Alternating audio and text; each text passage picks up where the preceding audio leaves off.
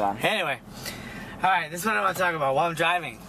This is the vlog while I'm driving. Believe this. This is how good I am. I hope I don't get a ticket. I got a ticket for talking on the phone while I'm driving. I wonder if I get a ticket for blogging while you're on the phone. I'm just saying. Anyway, all right. So what's going on?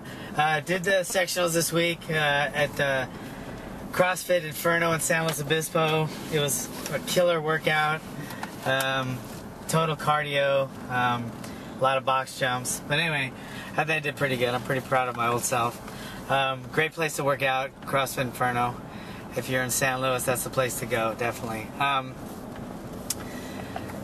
a lot of people ask me what's the difference between CrossFit and CrossFit. I think there are a lot of differences, but even more similarities, especially in our philosophy of functional, old school, use what works, be hardcore, be anaerobic, explosive, etc. But I think one of the main differences is that your end result of CrossFit is to be a better push-upper and pull-upper and box jumper and runner. You want to be the best athlete you can be, but your sport is training. And for most people, that training is for another sport. Football, baseball, basketball, fighting, whatever. But CrossFit has turned the workout itself into a whole sport. So that's their main objective, is to do a better push-up, to do a better pull-up, to do a better box jump. In CrossFit, or the pit, our main goal is to do a better pull-up so you can pull people in and knee them more. Do a better push-up so you can punch people harder. Do a better box jump so you can be maybe more explosive with your kicks or your takedowns or something like that.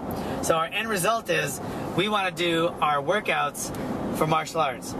CrossFit wants to do their workouts to be a workouter, whatever that means. But that's their sport.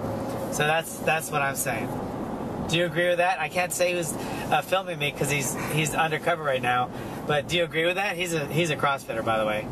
I do. I think that's a very true statement. I think the goal of CrossFit is to create a ready state of physical fitness that would allow you to do anything well. But I think the sport of CrossFit is about doing more work in less time. Who can do more of a quantitative exercise, whether it be push-up, pull-up, box jump, who can do more in less time. So it is a sport. It's become the sport of fitness. But I do think that there is some carryover. I think even an athlete that's training primarily to be good in the sport of CrossFit, I think with some specific training in the pit could still do well with pit fighting. But I do agree with you that the goal of the pit is to ultimately win a fight, and the goal of a CrossFit athlete who's playing the sport of fitness is to win the workout. Those are two different things. So yeah, I think the end result is different, but if you want to be in the best shape of your life, I think CrossFit's the way to go. If you want to be the best shape of your life, mainly specific for martial arts, whether it be fighting or making sure no one steals your lunch money, then the pit. But I think we're both really similar. Alright, speaking of really similar, Ultimate Fighter this week, some pretty good fights, but like Dana said after the show, after the fight on the show, the guy definitely won. He's definitely talented, but it's not the most exciting fight he's seen. Basically, it was because of the wrestling. A lot of wrestling, a lot of laying, a lot of takedowns, which are great and necessary, but I think they need to be followed up. I think wrestling in and of itself is not going to bring in the people, is not going to excite the crowd, is not going to excite the UFC, Dana White, Joe Silva. I think wrestling in and of itself just doesn't. I mean, that's why pro wrestling evolved from wrestling where, they started hitting each other with chairs, jumping off the turnbuckles, etc. Because just two guys wrestling and rolling around just isn't that exciting.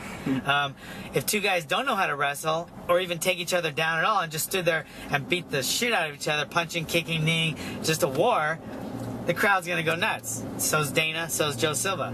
If two guys don't know anything about takedowns or defending takedowns, but they rolled around on the ground trying for submissions and eventually getting a high-level submission, the crowd probably won't be quite as excited, but they'll still like it. There'll be a level of excitement, especially with a good triangle, a good arm bar, omoplata, whatever. But then you get two guys just taking each other down and rolling around going for position. I don't think anyone's going to be very excited, and I think you're going to hear that with the crowd. They're going to boo, etc. My point: wrestling is extremely important for the sport of MMA. Learning wrestling is very important for your takedowns and your takedown defense and some of your transitions on the ground and positioning. But in and of itself, it's not going to excite the crowd. I'm sorry. Sorry to say that to wrestlers. They might not agree, but I think everybody else does. So that's all I got to say about that. Other than that, my last thing I want to talk about is we're in Afghanistan. Not one person in the world knows why. Not one person. If anybody can tell me with any common sense or with any reason that makes sense, I'll give you $10,000. Why are we in Afghanistan? Why are we in Iraq? And don't say to find Saddam Hussein. We found him and we still stayed.